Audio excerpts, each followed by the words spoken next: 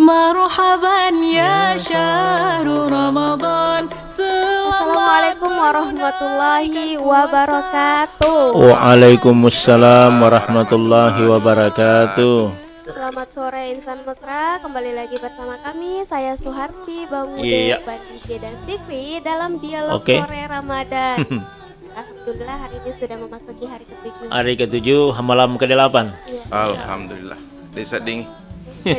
Memang katanya itu tanda-tanda hari akhir itu waktu kita Waktu tidak terasa rasakan. cepat. Terasa Tidak cepat. terasa karena kesibukan kita dengan urusan dunia. Itu sibuk banget.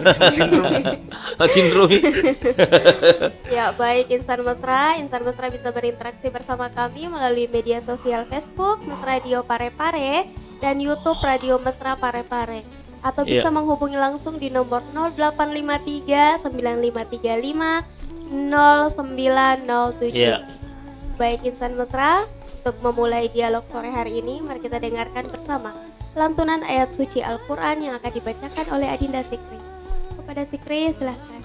Sikri. A'udzu billahi minasy syaithanir rajim. Wa basyiril ladzina amanu wa amilus solihati lahum jannatu tajri min tahtihal anhar kullama ruziqu minha min thamaratir rizqan qalu hadha alladhi ruziqna min qablu wa utu bihi mutashabiha wa lahum fiha azwajun mutahhara wa hum fiha khalidun.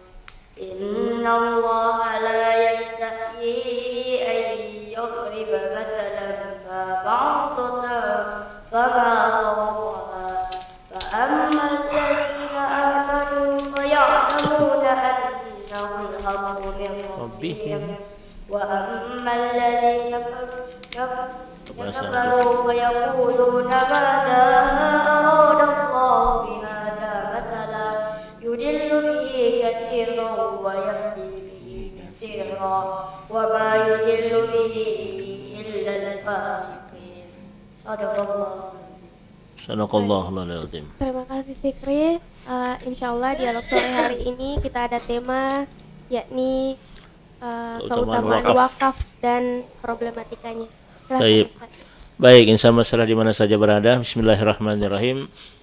Assalamualaikum warahmatullahi wabarakatuh. Waalaikumsalam warahmatullahi wabarakatuh. Alhamdulillah wa syukrillah wa la haula wa la quwata illa billahil aliyil azim.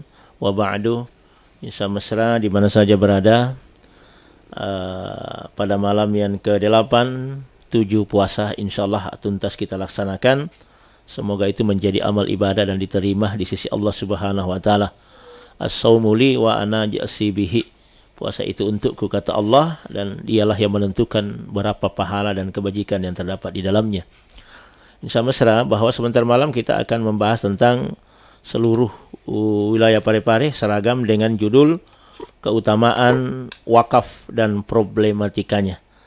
Adapun fadilah pada malam ke-8, siapa yang beribadah karena Allah dan takwa kepada Allah Subhanahu wa taala dengan kualitas iman, maka dia mendapatkan pahala seperti Allah akan memberinya pahala seperti apa yang diberikan kepada Nabi Ibrahim alaihi salam. Jadi pahala yang kita dapatkan itu ya seperti pahala dan kebajikan yang diberikan Allah kepada Nabi Ibrahim alaihissalam. Kita kenal bagaimana Nabi Ibrahim yang paling fenomenal sekali, paling viral itu Nabi Ibrahim itu doanya itu diabadikan dalam Al-Quran dan sampai hari ini doanya terpelihara. Salah satu doanya itu adalah tentang keberkahan kota Makkatul Mukarramah. Ya. Kemudian Nabi Ibrahim juga itu selama kurang lebih beratus-ratus tahun tidak pernah lepas doanya itu Rabbi habli minas solihin. Ya, oleh Allah dia minta, ya Allah berikanlah aku anak yang soleh. Karena waktu itu memang Nabi Ibrahim belum punya anak. Dari pernikahan Siti Sarah, Siti Hajar. Siti Sarah berapa tahun itu? Kalau kurang tidak salah, Nabi Ibrahim itu usianya kurang lebih 270 tahun. Nanti saat usia 100 tahun itu baru dia punya anak. Nah, Miftah dari pernikahan yang kedua dengan Siti Hajar, ya, Siti Hajar. Kemudian setelah itu Siti Hajar melahirkan, juga lahir Ishak dari rahim Siti Sarah, istri kedua. Dari Ishak itulah melahirkan dari keturunan nabi-nabi sampai kepada Nabi Ayub, Yakub, Yusuf, sampai kepada Isa. Nabi Musa dan Nabi Isa alaihissalam, dari garis keturunan itu. Kemudian Siti Hajar itu lahir Ismail. Ismail itu 30 nenek moyangnya sampai kepada kakeknya Rasulullah, Abdul Muthalib, yang punya anak 9 dan salah satu anaknya bernama Abdullah. Ya. Abdullah itu menikah dengan Aminah, lahirlah Muhammad sallallahu alaihi wasallam. Jadi sehingga itulah kenapa Nabi Ibrahim dikatakan sebagai bapak dari nabi-nabi itu. Nah, kalau ini kita dapatkan kemuliaan seperti ini, ya luar biasa. Itu yang bagian tarawih sebentar malam. Jadi jangan mau ketinggalan, ambil bagian dari beberapa motivasi ibadah kita. Ketika beribadah sebentar malam, Padang ke-8, kita mendapatkan pahala seperti apa yang diberikan Allah kepada Nabi Ibrahim alaihissalam. Nah, itu di rumah, Ustaz? Iya, yang jelas kita taruh saja gitu.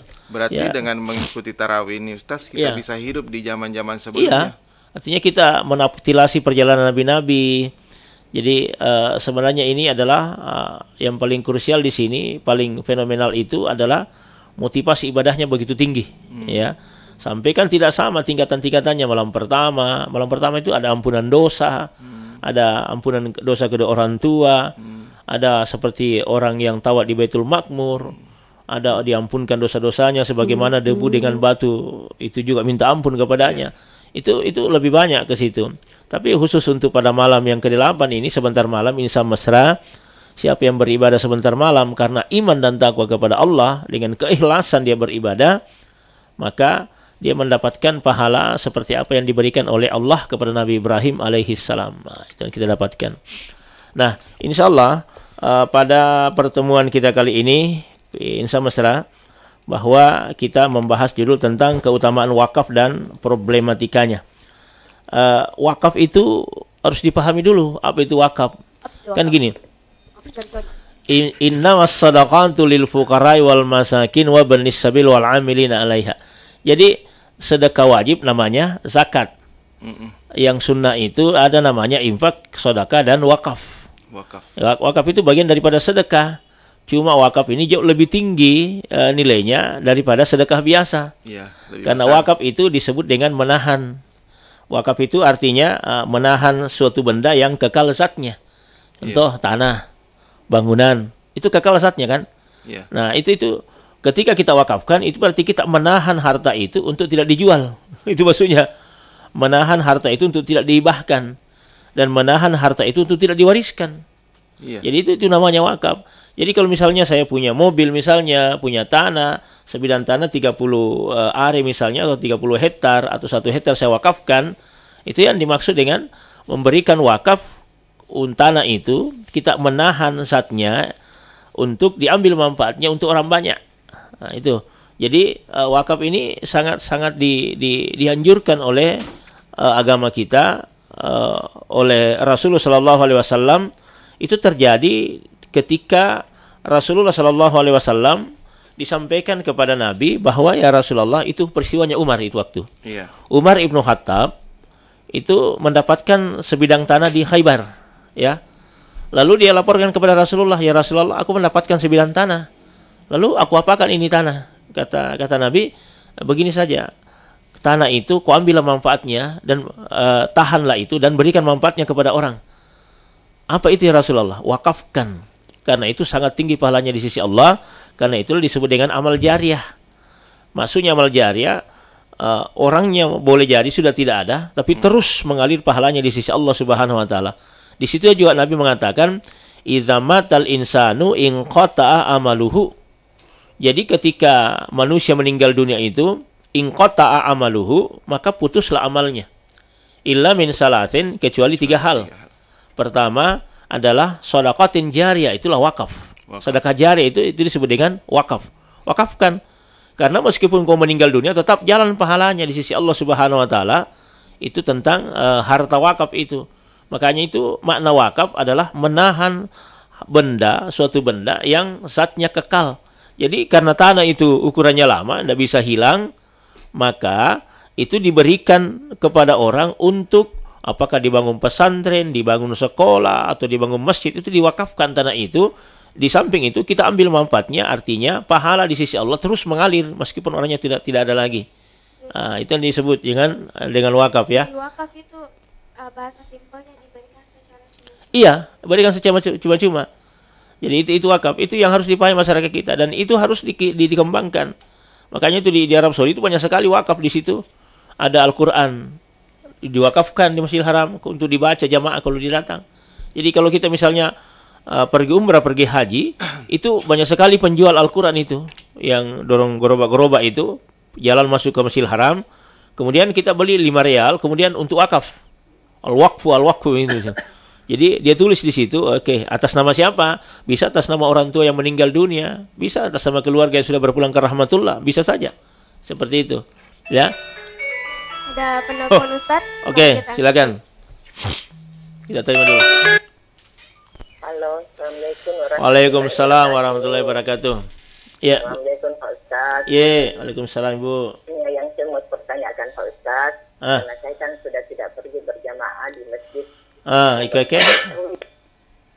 Apakah itu saya bisa mengikuti bacaan imam mengikuti bacaan mengikuti imam di rumah. Salat tarawih. Kedua, bagaimana kalau kita itu semuanya bikin sumur? Apakah itu sumur semuanya? Saya bikin satu buah sumur. Saya tinggalkan kampung itu, buat satu sumur. orang berarti ambil airnya Mulai memanfaatkan. setiap hari. Apakah itu juga wakaf Pak Ustaz? Oke. Tadi, Assalamualaikum warahmatullahi wabarakatuh. Waalaikumsalam warahmatullahi wabarakatuh. Dua pertanyaan ini Pak Ustadz. Oke, yang pertama dulu adalah mengikuti sholat tapi tidak sholat. diarah. Tidak bisa sholat kalau kita di rumah baru ikut kepada imam, karena beda. Makanya itu Nabi saja di rumahnya itu, meskipun dia dempet dengan Masjid Nabawi, itu dia tidak sholat di rumahnya. Dia masuk ke masjid untuk melaksanakan ibadah sholat, dan dia tidak mengikut kepada imam yang ada di dalam masjid itu. Ya, kenapa? Karena sudah berbeda tempat. Bagaimana kalau suaranya masuk ke rumah saya? Tidak ada masalah kalau dia masuk ke rumah kita suaranya. Tetapi beda rumah, beda dengan masjid. Makanya ya tidak usah ikuti, tetapi kita sholat tarawih di rumah, karena sudah fisik kita mungkin sudah lemah atau tidak mampu lagi ke masjid, maka insya Allah pahalanya sama kalau kita sholat berjamaah, karena waktu mudanya memang kita sering berjamaah di masjid. Jadi itu harus dipahami dulu, Bang DJ dengan Insan Mesra, bahwa misalnya di sini kita di Radio Mesra, loh kita kan kedengaran kan di sholat di Masjid Raya.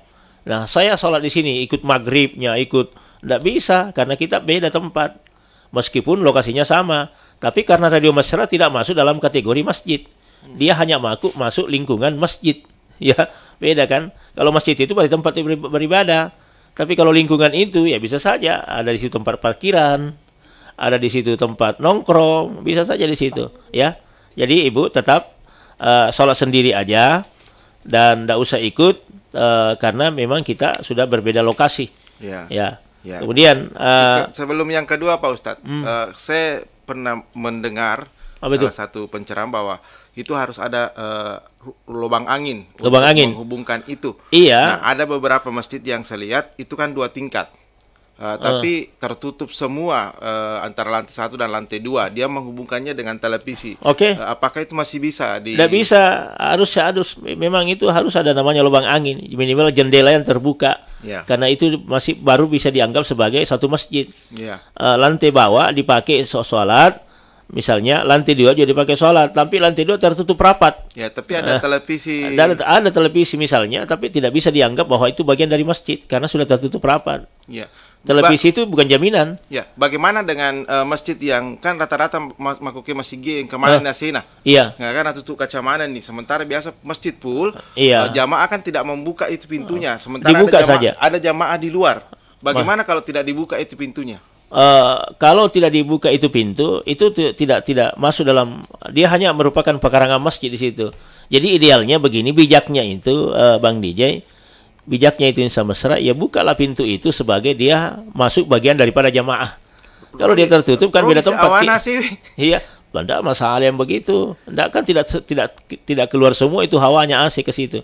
Minimal satu terbuka, jangan terbuka semua. Menandakan bahwa ini di luar adalah bagian daripada jamaah. Jangan ditutup rapat. Buat segitu supaya ada lubang, supaya ada juga suara yang bisa keluar di situ. Kan biasa ada sekat-sekat kalau di bagian belakang misalnya yang terbuka, sementara kan di bagian samping. Kalau yang jelas ada yang terbuka, itu aja. Oh iya. Yang jelas ada yang terbuka. Artinya menandakan bahwa dia adalah bagian daripada jamaah masjid ya, di situ. Yeah. Kalau tertutup semua, tidak bisa. Tertutup itu artinya apa? Kalau tertutup, berarti kita tidak bisa masuk kan? Iya, iya. Nah, gitu maksudnya. Misalnya kalau ada satu perayaan masuk di bioskop orang nonton, kita di luar, orang di dalam kan ditutup. Apakah kita melihat itu? Kan tidak seperti itu modelnya. Jadi nanti dianggap bagian daripada jamaah kalau ada salah satu pintu terbuka atau jendela yang terbuka, maka itu dianggap sebagai jamaah karena ikut memperdengarkan ilmu atau bacaan yang dibaca oleh imam. Berarti kalau misalnya kayak begitu yang lantai 2, meskipun cuma tangga itu yang menghubungkan, itu yang menjadi penghubung antara jamaah. Itu yang jadi tidak harus ada lubang di depannya untuk melihat. Tidak mesti, yang jelas ada yang terbuka, jangan ditutup rapat. Oke. Kalau yang di dalam itu misalnya ada yang tertutup itu ada kacanya, itu bisa dibuka tutup, boleh yang pakai begitu. Ya. Ketika kita berjamaah bukalah itu. Tapi tangga bisa menjadi akses. Bisa juga menjadi akses. Okay. Itu. Lanjut ke pertanyaan kedua, yang telepon nanti ya. Selesaikan dulu. Yang kedua adalah tentang sumur itu. Sumur itu gini. Sumur itu bisa menjadi wakaf ketika kita memberikan kepada orang. Dan dia bisa menjadi sedekah saja ketika kita hanya mengatakan, saya gali sumur ini, mudah-mudahan dipakai untuk orang lain. Tapi makna wakaf itu, itu sedekah saja. Tapi kalau dia bermakna wakaf, berarti ada akadnya. Ada yang diwakafkan, ada wakif. Saya menggali sumur, saya punya tanah ini, kemudian saya gali sumur, airnya banyak. Maka saya mewakafkan sumur ini kepada masyarakat yang bertanggung jawab menerima itu, misalnya kepala desa, lurah, atau apa. Tapi ini saya wakafkan untuk seluruh warga. Itu baru masuk menjadi wakaf. Tapi kalau tidak ada perjanjian seperti itu, bukan wakaf, dia hanya sedekah. Tapi tetap amalnya mengalir di sisi Allah Subhanahu wa taala. Harus ada akad, Yus. Iya. Ada akadnya itu. Ada pewakif dan ada harta yang mau diwakafkan. Iya. Gitu. Bicara soal akad ini, Pak Ustaz. Kayak misalnya ada sebidang tanah. Tapi nanti dari gaji ada sebidang tanah yang kita akadkan, ini apa-apa mau dijadikan sebagai misalnya musola. Musola ya. Tapi setelah diterima, nanti utamakan dulu penelpon. Oke, silakan penelpon. Tapi setelah diterima oleh pengurus atau yayasan apa namanya itu, dia tidak sesuai dengan akad yang disampaikan. Dia ubah misalnya menjadi gedung pertemuan atau apa. Bagaimana hukumnya? Oke. Tapi lebih penting penelpon. Penelpon silakan. Halo. Assalamualaikum warahmatullahi wabarakatuh. Waalaikumsalam warahmatullahi wabarakatuh. Silakan Pak Aldi. Iya, masih di Pengaparan Lembang. Oke, Pak Aldi. Jatuh ke bosi, Pak Aldi. Jatuh ke urani. Ya. Joko bosi, laku tuh. Bosi. Hah? Bosi. Aku tuh pare-pare bos itu. Ayolah bos. Apa di kampung? Kita kalau bahasa begitu. Ya, rindu-rindulah dengan bahasa ada kampung kan. Iya. Sejauh mana berjalan tetap ingat bahasa daerah. Iya, enggak boleh hilang itu bahasa daerah itu. Betul. Ciri khas itu. Bagus deh tempat tinjau. Oke, Pak Aldi, silakan langsung pertanyaan. Ini ada lagi panggilan. Apa sih? Ya begini. Pak Aldi ini bacaan di 20 rakaat. Dan ada beberapa orang yang hafal, akan tetapi tidak bisa susun. Karena al-haq mutakasir itu bagian pertama. Ya, susunan. Iya, sungsangki. Iya, kan masuk di rakaat kedua, baru kedua dia gambar. Ditegur terus, akhirnya marah, saya bilang. Mereka imannya itu bilang ini ada memang kayak mengatur begini bahwa surat ini di urutannya atau di kedua ya seperti itu. Oh iya. Ya, dan ketika imam yang lain maju tapi dia bukan membaca surah-surah pendek tapi surah-surah panjang, tidak ada yang berani bernegur. Ini. Yang kedua ini lagi terjadi. Ini sujud apa namanya di Jumat sujud tilawah subuh ya. Iya. ada lagi yang bilang, tidak sempurna lagi salat kayak tidak sulit tilawah ya ini karena tidak ada yang hafal nih. Ada orang berpenampilan ya kayak seorang apalah. Dikasih maju ke depan, kau maju ke depan. Ya bilang jangan, saya tidak hafal. Bilang itu penampilanmu itu, kau jangan, pokoknya masuk di depan lah. Jadi bagian tengah-tengahnya itu tidak bisa sambung, tidak hafal nih. Langsung pakai bahasa daerah. Aku bilang maka tidak kuapal nih. Jadi bagaimana kalau begini kondisinya? Iya. Saya kira itu salah warahmatullahi wabarakatuh. Oke. Ayatnya sungsang. Ada memang keaturannya begitu. Ini ingat ya. Al-Quran diturunkan itu kan berangsur-angsur. Ya. Tidak sekaligus. Kenapa begitu? Karena memudahkan untuk menghafal Al-Quran itu. Karena dulu kan tidak ada tulisan. Nabi dikasih dihafal. Nah, yang menyusul Al-Quran ini kan dari kalangan sahabat yang menulisnya, dikumpulkan, kemudian diurutkan. Yang mengurutkan itu sahabat, bukan Rasulullah Sallallahu Alaihi Wasallam. Dan itu terjadi di zaman Khalifah Umar ibnu Khattab mengusulkan kepada Abu Bakar untuk dibukukan dan ditulis. Kemudian ada mushaf Umar, yang paling terkenal adalah mushaf Utsman. Nah, disitulah baru lengkap itu Al-Quran disusun. Jadi kan tidak serta-merta bahwa ayat yang pertama turun Iqra. Lalu apakah ditulis Iqra yang awal? Kan Al-Fatihah kan? Ya kan gitu. Tidak. Lalu bagaimana dengan salat? Ada aturannya. Ya, kalau memang kita berdasarkan Al-Quran dari 30 juz itu, maka sebaiknya memang ya, afdalnya ya, kita beribadah dan kita salat mengambil itu surah-surah yang secara berurutan. Misalnya gini. Kalau kita rakaat pertama misalnya 20 rakaat, biasanya orang kan dipilah-pilah itu, ya saya ambil misalnya 10 terakhir itu ayat Al-Quran kecil, misalnya At-Takasur, Alhaakumut Takasur hatta zurtumul maqabir itu, kemudian disambung dengan rakaat kedua adalah Qul Huwallahu Ahad. Jadi sudah satu, berhitung satu di situ. Kemudian naik lagi rakaat yang selanjutnya, diambil lagi wal asri innal, kemudian disambung lagi wal asri atau Qul Huwallahu Ahad. Maka itu aturannya seperti itu. Lalu bolehkah saya misalnya saya mengambil dulu misalnya alam tara kaifa, baru rakaat pertama, baru rakaat kedua Alhaakumut Takasur? Tidak ada masalah. Boleh. Yang jelas di situ aturannya adalah kita membaca ayat sesudah Al-Fatihah, karena itu hukumnya membaca ayat adalah hukumnya sunnah, bukan wajib. Yang wajibnya itu Al-Fatihah.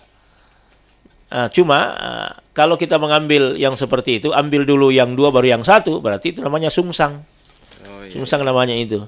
Ya, tapi bukan dilarang, boleh. Kalau memang itu ya hanya begitulah pengetahuannya, ya kenapa tidak? Bahkan ada orang tidak membaca ayat, hanya membaca Al-Fatihah tuh baru sujud, baru ruku, tidak ada masalah. Karena memang itu hukumnya adalah sunnah saja, ya. Itu Pak Aldi ya.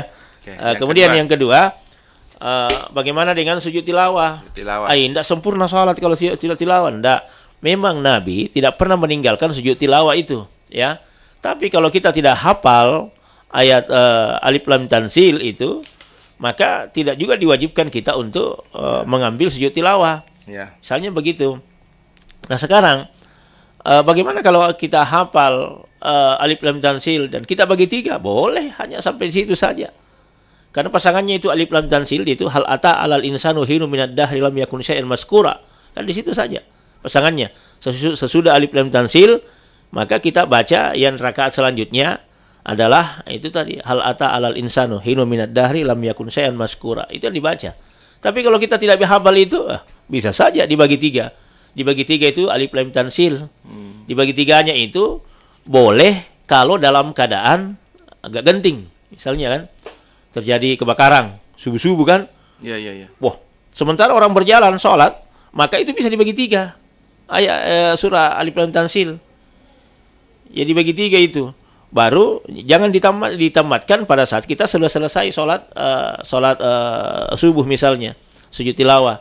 Nah, sujud tilawah itu kenapa penting? Karena iblis, setan tidak berani mendekati kita dalam keadaan sujud. Jadi iblis itu takut sekali ketika ada orang yang sujud. Itulah kenapa langsung tidak punya ruku, langsung sujud, itu namanya sujud tilawah. Pada saat fahum la yastakbirun. Itu kalimatnya di situ. Nah, juga ada yang pakai ini alif lam tansil ketika dibaca, misalnya saya tidak dalam keadaan sholat, tapi saya membaca Al-Quran biasa. Alif lam mim tansilul kitabi la raiba fihi mir rabbil alamin. Terus sampai pada kalimat wahum la yastakbirun, ada orang yang sujud. Ini tidak harus ditahu dulu. Ketika kita membaca ini kan ada orang pahami. Siapa yang membaca alif lam tansil, kalau sudah sampai kalimat fahum la yastakbiru, maka dia langsung sujud. Itu harus diniatkan dulu. Jadi tidak mesti kita baca langsung sampai kalimat itu kita langsung sujud. Maknanya itu ketika dia mengisyaratkan kepada dirinya bahwa saya mengaji ini, mengaji biasa, bukan sholat, mengaji biasa saja. Ketika saya membaca surat alif lam tansil, surat sajadah, kalau sampai kalimat fahum la yastakbirum, saya mengisyaratkan kepada diriku untuk sujud pada saat sudah sampai kalimat itu. Maka ketika dia baca dan dapat kalimat itu, maka dia langsung sujud. Jadi kalau misalnya dibangun deh, kita aktivitas biasa, dan kita tahu itu yang sementara terdengar itu adalah alif lam tansil. Itu. Kan kira-kira matu kalau waktu ini berarti diniatkan memang baru kita sujud apapun yang kita lakukan. Tapi kalau misalnya tidak diniatkan tidak ada masalah. Lanjut saja. Tatajafa junubuhum 'anil madaji'i yad'una. Lanjut saja. Tidak usah lagi sujud. Kenapa? Karena kita tidak mengisyaratkan kepada diri kita. Nah, di situ ya orang-orang yang memahami itu, kok saya lihat orang ini orang baca surat sajadah sementara duduk langsung sujud lagi. Karena selalu menganggap itu wajib, bukan kewajiban di situ. Bukan kewajiban ya? Ya, bukan kewajiban. Ya, yang mungkin gitu. Perlu ditanamkan di sini tadi untuk Pak Aldi bahwa itu bukan kewajiban juga di salat subuh. Iya, yang wajib itu adalah salat subuhnya. Ya, karena saya lihat ini juga Pak Ustadz, sebatu pengamat aku itu menjadi sujud tilawah, kurang malangi. Eko Jumat biasa sujud tilawah, tetap banyak sujud tilawah. Atau masih gede sujud tilawah. Ya, karena memang jarang-jarangnya hafal seperti itu. Makanya boleh itu Pak Aldi. Salah satu solusinya kalau memang tidak ada hafal, cetak itu Al-Quran. Ada itu Al-Quran besar itu dicetak saja, khusus untuk surat sajadah. Baru ditempel di situ di depan imam. Boleh di situ pakai apa namanya itu seperti macam burda itu untuk tempat mengaji. Disimpan di situ. Baru itu nanti dilihat pada saat kita mau sujud tilawah.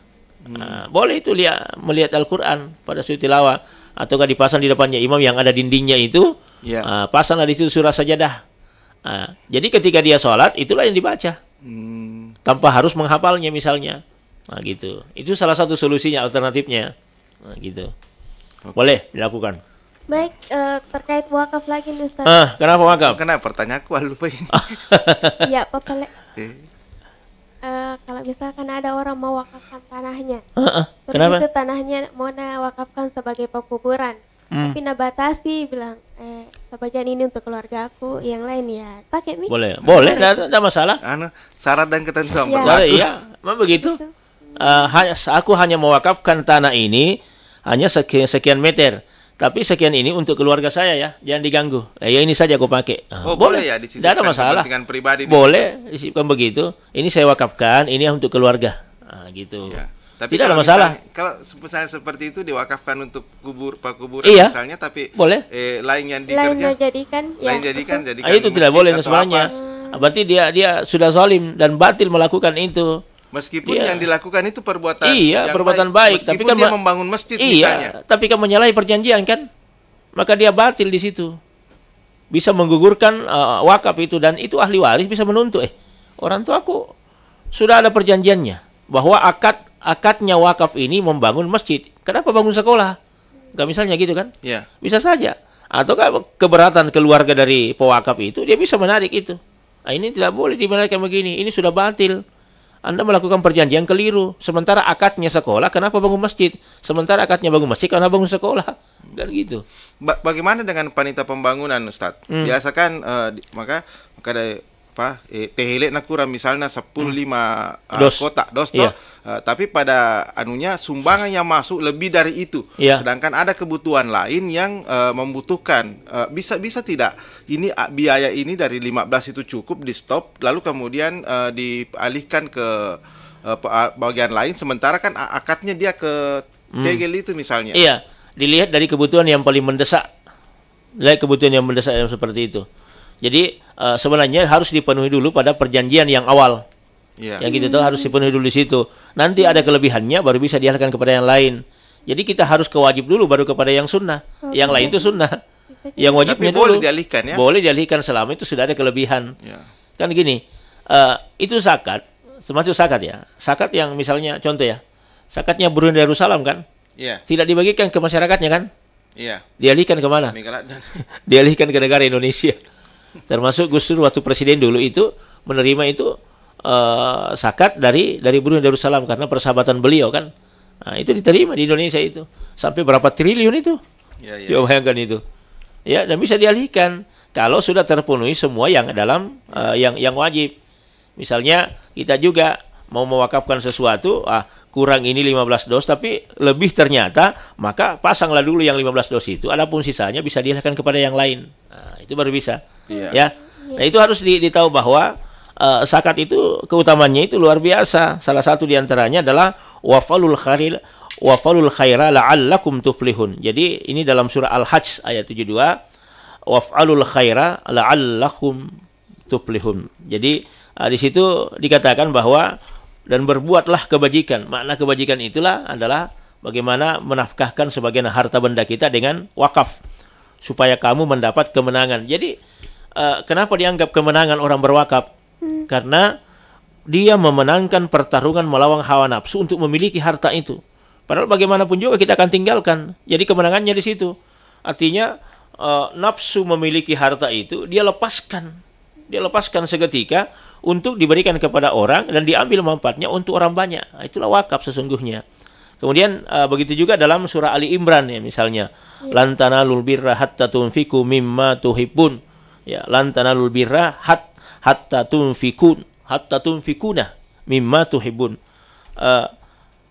Apa kata Allah dalam Ali Imran ini ayat 92? Kamu sekali-kali tidak sampai pada kebajikan ya. Tidak akan sampai dan tidak akan sempurna kebaikan kamu itu sebelum kamu menafkahkan sebagian harta yang kamu cintai. Dek nasukku dia senge si dia deceng. Narik kode mau balancangi agagamu lori sesiarajan napong Allah Ta'ala. Jadi maknanya di sini sangat dalam. Jadi makanya itu wakaf itu memiliki dampak yang luar biasa. Wakaf itu memiliki syarat dan rukun. Makanya itu di Kementerian Agama sekarang itu alhamdulillah itu kasih wakafnya itu Bang DJ Insan Mesra itu perempuan ya, Ibu Rifdah. Itu luar biasa itu. Ditargetkan oleh Pak Kandap Kementerian Agama Kota Parepare Bapak Dr. Haji Fitriadi 4 surah wakaf itu melampaui batas malah. Ini prestasi yang luar biasa loh. Ya, untuk wilayah Parepare. Wakafnya luar biasa itu. Jadi sudah banyak itu sertifikat wakaf itu yang ditelurkan oleh Ibu Rifda. Ini prestasi yang luar biasa dan belum pernah terjadi loh dikasih wakaf seperti ini, kecuali di bawah pimpinan kasih Ibu Rifda sekarang. Ya luar biasa itu Kementerian Agama, jalan betul prestasinya. Ya banyak sekali. Pada ngopi berjamaah terakhir kita kan Kepala Badan Pertanahan sementara ini membentuk tim khusus untuk wakaf ini di Parepare. Untuk sertifikat wakaf kan? Digital. Iya, betul. Itu harus berkolaborasi dengan dari pihak Kementerian Agama. Jadi kan gini, wakaf itu sebenarnya kan tidak boleh dijual, tidak boleh dihibahkan dan tidak boleh diwariskan. Jadi makanya itu wakaf itu punya rukun. Ada rukunnya wakaf. Pertama, rukunnya wakaf ada orang yang berwakaf. Jadi memang misalnya ada orang yang memiliki harta lebih, kemudian ingin mewakafkan sebagian hartanya, maka itulah disebut dengan rukunnya. Kemudian ada barang yang mau diwakafkan. Jadi barang apa saja, misalnya mobil, bisa diwakafkan. Gedung, bisa. Yang paling banyak itu wakafnya adalah tanah. Nah, gitu. Termasuk anak kita bisa diwakafkan untuk belajar agama. Iya. Misalnya kita punya anak, ada 5 misalnya, saya wakafkan anakku yang 4 ini untuk belajar agama. Atau saya wakafkan anakku yang 1 ini untuk belajar agama. Tunggu. Wakaf kan tadi diberikan secara cuma-cuma. Jadi ini cuma-cuma. Itu kata di bahasa simpelnya Ustaz. Ya, jadi kalau anak nih. Iya, saya berikan anakku cuma-cuma untuk belajar kan? Kenapa tidak? Tidak kembali. Wakafkan anak beli bola anak. Jangan wakafkan anak seperti itu, bukan itu maksudnya. Maksudnya ini wakaf untuk belajar, beda. Artinya anak itu ditetapkan jangan belajar di sekolah umum. Belajarlah di pesantren. Nah, gitu. Itu kan kalau kita dengar ceritanya itu Ustaz Somad kan diwakafkan itu. Beliau kata kakeknya, anakku ini aku wakafkan untuk belajar agama. Jangan kasih pendidikan umum. Coba bayangkan. Jadi mulai SD itu dia belajar agama terus sampai ke perguruan tinggi. Sampai dia lulus di Al-Azhar Kairo Mesir, beasiswa. Bagaimana kalau begitu Pak Ustaz? Sedangkan passionnya itu anak-anak bukan di agama. Passionnya itu anak-anak bukan di agama. Iya, artinya kan yang mengatur kan orang tuanya.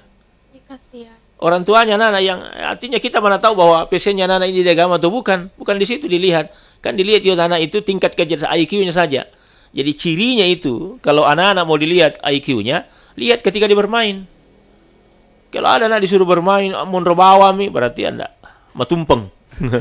Lelengau maku Ustaz, pada mana nih bisa bermain game mana yang pakai? Hati-hati dikasih bermain ya itu. Bapak di lapangan yang manjat-manjat itu, ya di situ udah dilihat kreativitasnya. Jadi yang menentukan anak ini apakah anak ini bisa ke agama atau bukan adalah orang tuanya. Iya. Mana kita tahu bahwa passion anak ini bukan di agama? Nggak bisa. Nanti ditahu setelah dia dewasa. Iya. Makanya kita pendidikan kita di Indonesia, kurikulumnya kan di SD semua mata pelajaran dipelajari. Makanya tinggal dia akan memilih nanti, saya mau ke matematika, saya mau ke biologi. Begitu. Tapi kan kita di sini tidak seperti itu. Biologi itu. Itu naruh kapan Ustaz? Mega lulusan banyak ahli di sini. Sarjana yang tidak sesuai dengan bidang ilmu. Iya. Coba bayangkan kita. Hebatnya kita di Indonesia. Sarjana ekonomi bisa ceramah. Coba bayangkan. Sarjana ekonomi insinyur bisa ceramah. Iya. Coba bayangkan. Kita imam saja alhamdulillah sarjana kehutanan, penghafal Al-Qur'an. Iya. Coba bayangkan itu. Betul. Luar biasanya kan kurikulum kita. Artinya agama itu luar biasa, itu ilmunya luas sekali. Tidak sama dengan di Eropa. Dia punya spesifikasi. Anda ekonomi, silahkan bicara ekonomi. Main ekonomi terus. Ekonomi terus. Jadi begitu juga, karena kita singgung masalah pendidikan ini, begitu juga ya. Begitu juga dengan yang namanya pemilihan anggota legislatif. Ya. Itu partai-partai mereka di sana tidak memplot anggotanya untuk masuk partai bukan karena kemampuan finansialnya. Bukan. Yang diplot itu adalah mereka dididik dulu. Ya, ada sekolah partai. Ini hukum. Oke, kasih kuliah dulu hukum. Atau minimal kursus masalah hukum dulu. Setelah itu dia mahir di hukum, plot untuk jadi anggota dewan di bidang hukum nanti. Ini kayak begitu. Ini kita tidak. Mana kita pernah dididik seperti itu? Tidak pernah. Partai hanya mengajukan ya, yang penting bisa mau bicara, maju. Tidak pernah kita didik seperti itu kan. Rusak memang. Coba bayangkan itu. Pendidikan di Eropa luar biasa. Kita di sini kurikulum kita melahirkan semua bisa ahli. Semua ahli. Coba bicara ekonomi, bicara ekonomi juga, bicara agama juga. Yang mana mau diikuti? Padahal keahliannya dia sarjana ekonomi. Dia sarjana pertanian. Tapi bukan dia sarjana agama. Kan gitu. Tapi bicara ekonomi bisa juga. Saya bilang heran juga ini. Kok hebat kita orang Indonesia ini. Semuanya bisa. Ya, semuanya ahli. Ya, semuanya bisa. Ya, kenapa? Karena memang pendidikan kita mendidik seperti itu. Ya, bayangkan itu. Ya. Nah, itu kan memang itu. Jadi makanya di sini dimaksud di situ wakafkanlah anakmu untuk belajar agama. Wakafkan.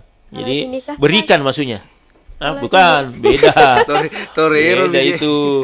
Jangan otaknya ke arah hal-hal yang praktis seperti itu.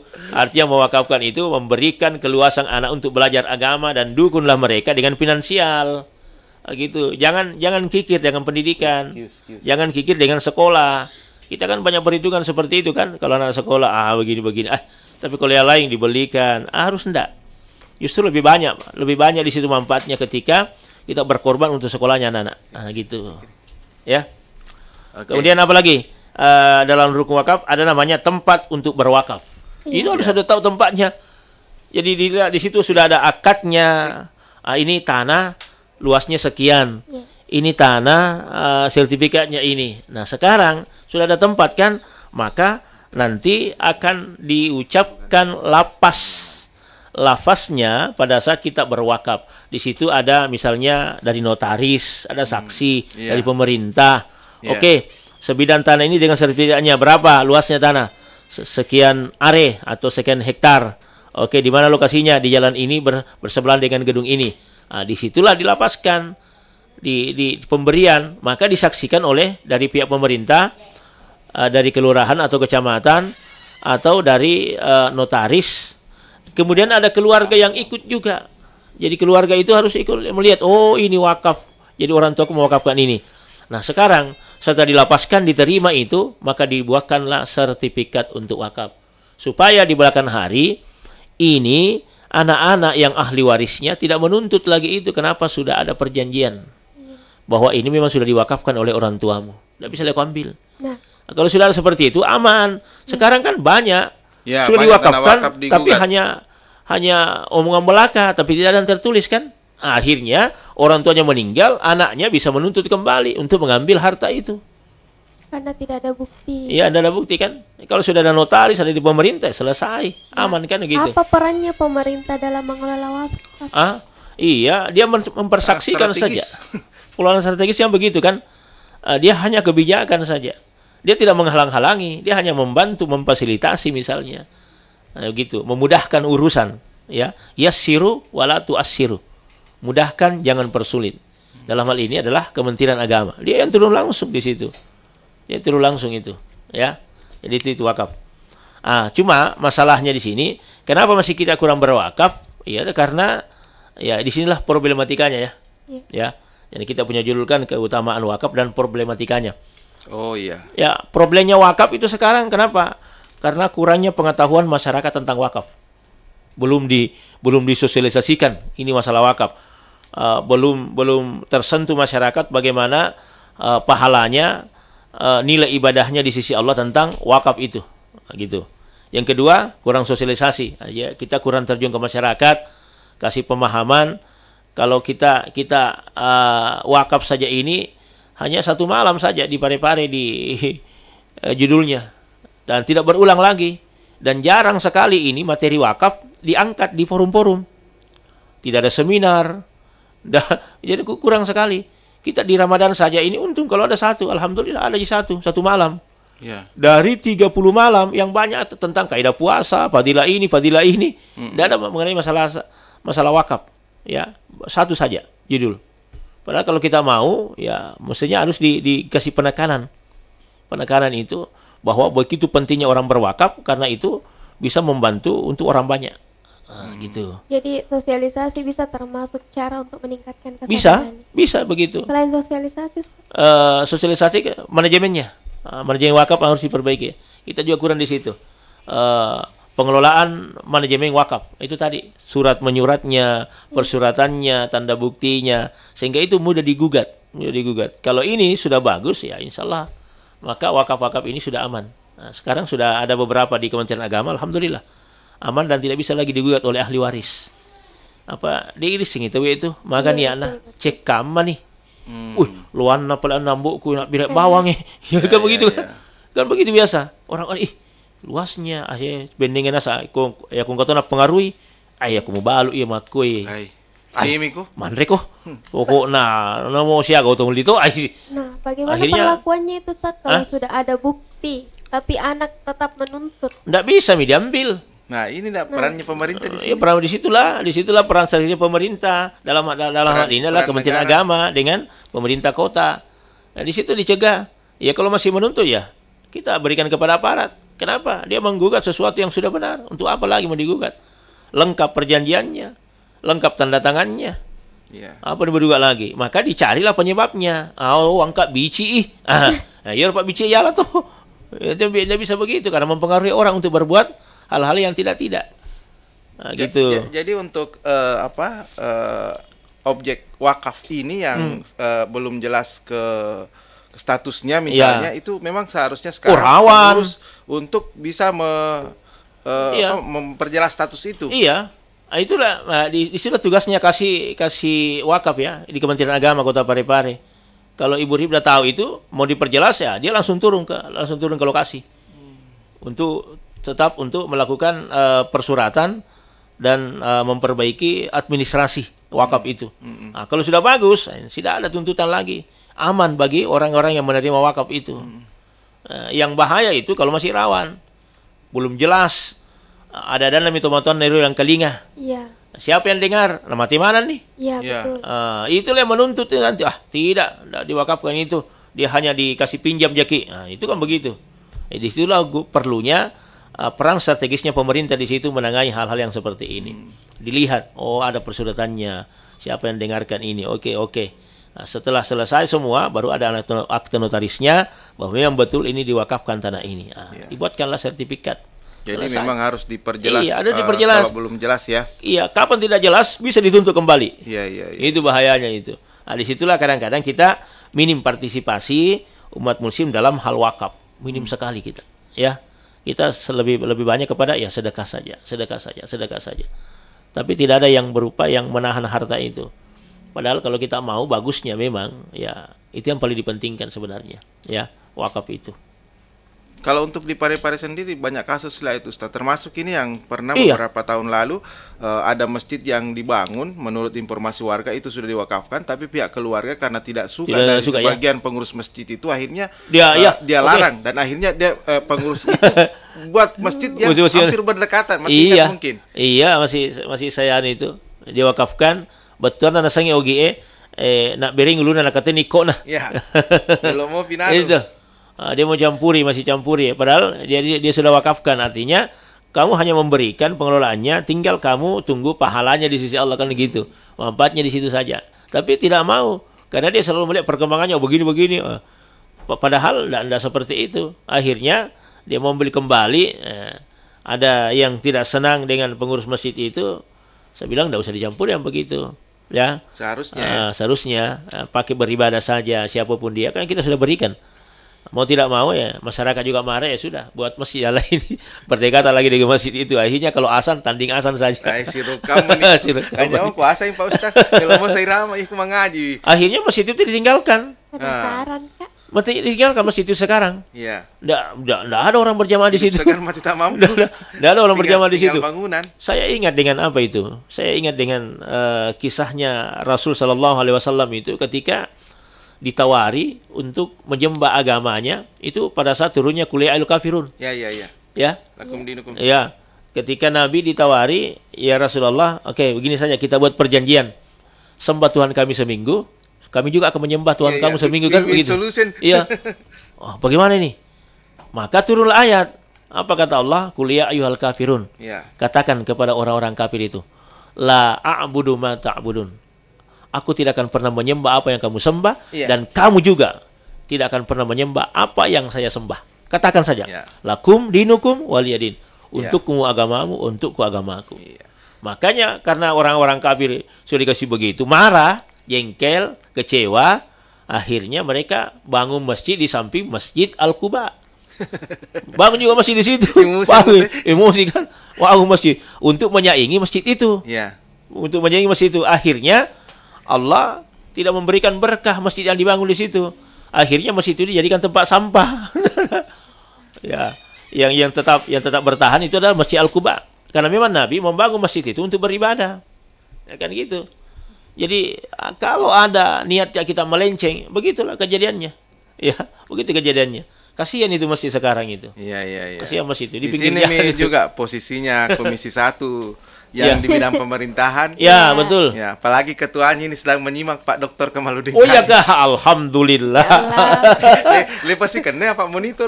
Oh iya begitu. Cocok. Dan beliau itu sangat berkompeten. Ya. Ya, dia punya kemampuan ke situlah. Alhamdulillah banyak persoalan-persoalan yang beliau langsung tanggap. Beliau itu setia mendengarkan obras Bang Ude. Alhamdulillah. Luar biasa beliau ini Pak Dr. Kamaludin Kadir. Sampai subuh itu beliau biasa mendengarkan. Betul. Wah, luar biasa. Mudah-mudahan beliau sehat walafiat, panjangkan umur oleh Allah Subhanahu wa taala. Dan insyaallah tetap menjadi anggota dewan kita. Iya. Amin. Ini kok muncul kok subuh tak pemaka de sikri ada ke Pak Dewan. Dia aja nape tanggal itu. Sabar. Ada gitu cairannya nanti bocorannya. Sabar saja. Oke, masih ada pertanyaan?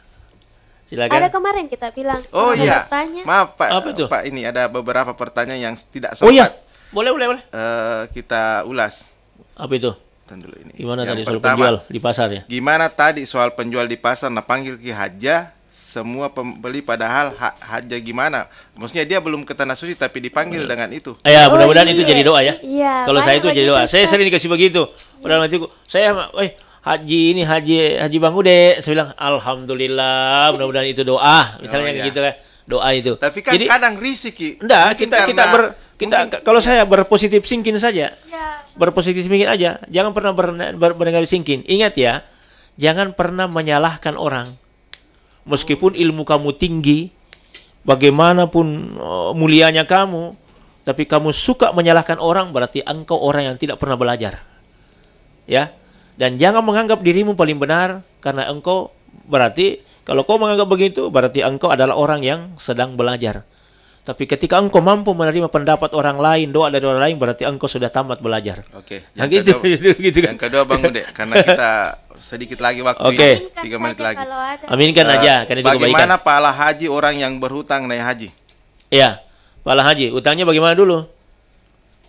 Utangnya gimana dulu? Iya, saya membacanya begini, sepatu dia melok yasen haji bosara, akhirnya paksakan dirinya untuk berhutang sehingga dia bisa naik haji. Bagaimana? Itu mardut yang begitu. Tertolak haji yang seperti itu kalau ada niat yang lain-lain.